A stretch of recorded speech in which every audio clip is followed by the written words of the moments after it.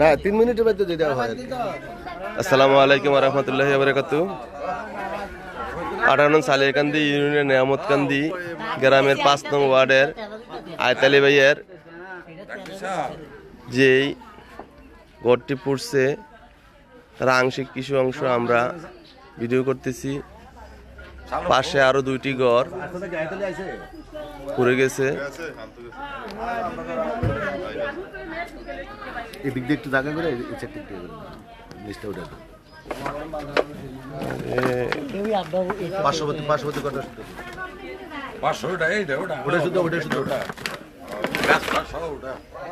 পার্শ্ববর্তী ঘর এখানে বাবুলের ওই ঘরটির একাংশ পুড়ে যায় মানুষের সর্বাত্মক সহযোগিতায়।